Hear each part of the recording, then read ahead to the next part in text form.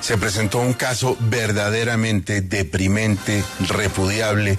Hay indignación en Boyacá y en todo el país por un episodio de racismo contra una familia chocuana en Payá.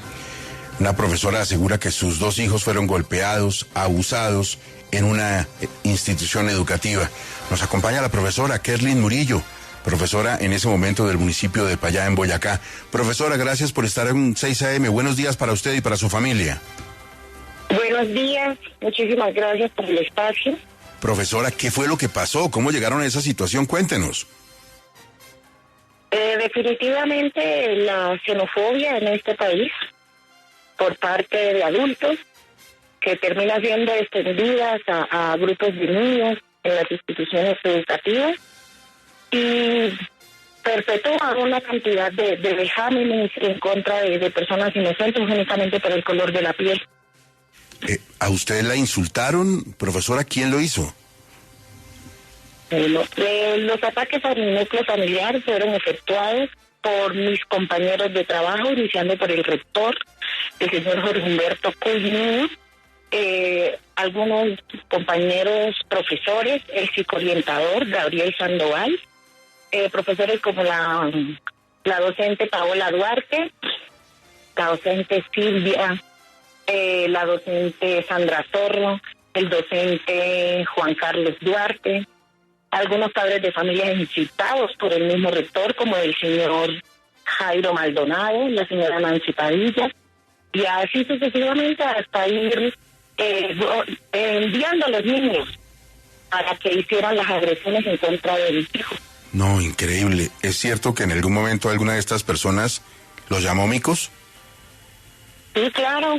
Entre todos los insultos, me le están haciendo bullying a los negritos, no le prestan atención a esos micos, ¿qué le va a hacer caso a esa profesora, una bruta o que viene del Chocó, que no sabe nada, un moridero de esos que no tienen nada? Además de negros inmundos, negros con perdón de ustedes, HP, para no decir la frase aquí en público. Una cantidad de cosas, horror. El rector también me tocó escucharlo cuando decía que llegaba la oposición, porque para él el negro es la oposición. En síntesis, en resumen, ese señor no me dio trato de compañera de trabajo, ni mucho menos como mi jefe inmediato, se comportó como un jefe, sino que me dio como una esclava. Él me dio trato de esclava.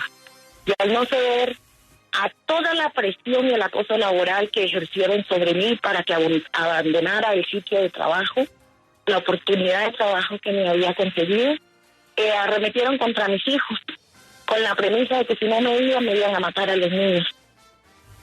¿Cuánto tiempo lleva este acoso? Algo lamentable, inhumano. ¿Y cómo están los niños?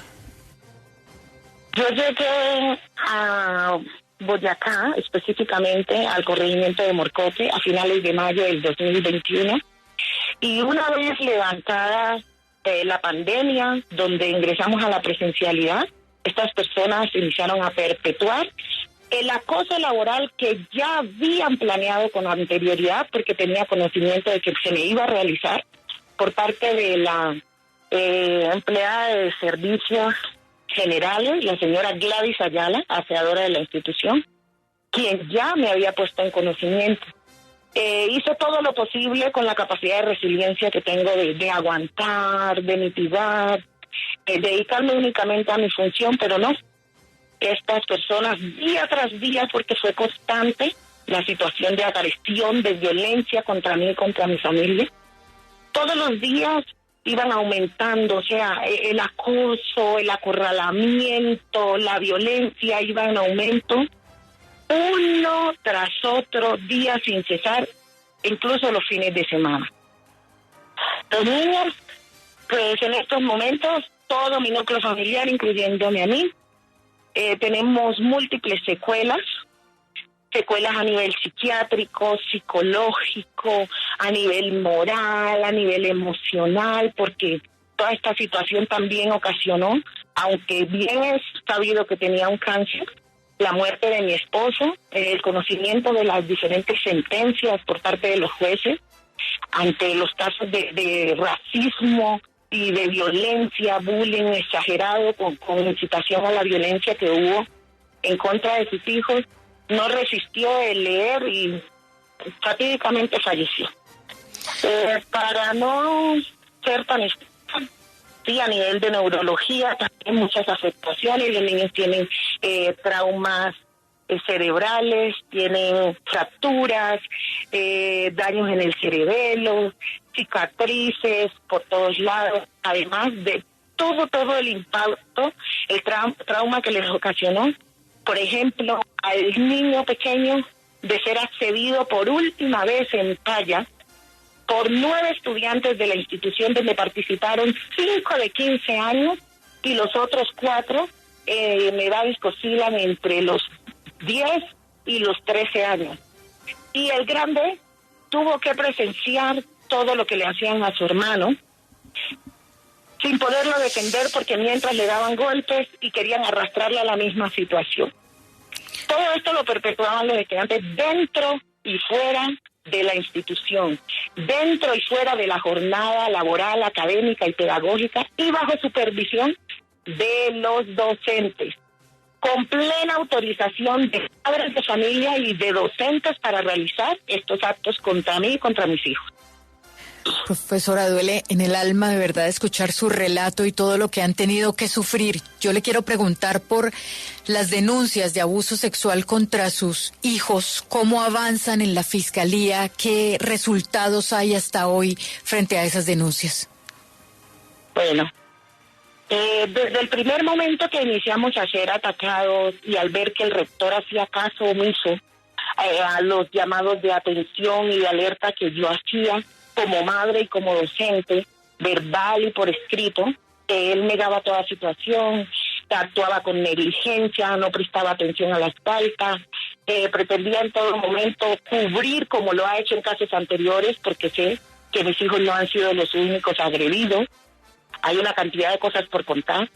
Yo inicié a realizar las respectivas denuncias ante la inspección de policía del corregimiento de Morcote, también ante la comisaría, la personería, la fiscalía en Tunja, en Yopal Casanare, etcétera, etcétera. En fin, hasta la procuraduría tuve que asistir para que hiciera veeduría a los casos, porque cuando se da el traslado, en el caso del abuso sexual, la violencia sexual contra mi hijo, y se da el traslado por cuestiones de jurisdicción de la denuncia penal hacia el municipio de Sogamoso, el fiscal quien atendió esa denuncia me llamó a decirme que iba a cerrar el caso porque no tenía suficientes elementos de juicios para continuar con él. No le bastaban las pruebas de medicina legal expedida por la misma médico de la ESE y por medicina legal en el municipio de Yopal, ni toda la cantidad de pruebas que se tenían, testimonio de los mismos niños afectados.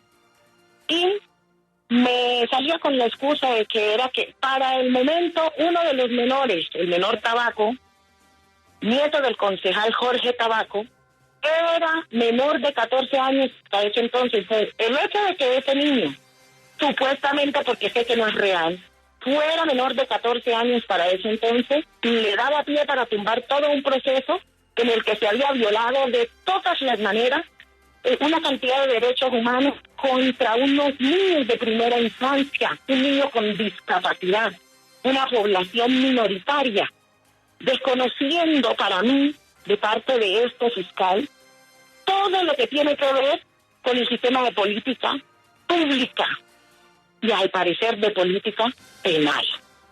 Entonces, me tocó con urgencia acudir a la Procuraduría para que hiciera la veeduría, y fue que logré que se acudiera a control interno disciplinario de la Secretaría de Educación, que también tenía pleno conocimiento de todo, porque había enviado incluso personal hacia el municipio a atender el caso, en este caso a la jefa de la provincia de La Libertad, doña Evangelina Rincón, y quien hizo también caso omiso a todo.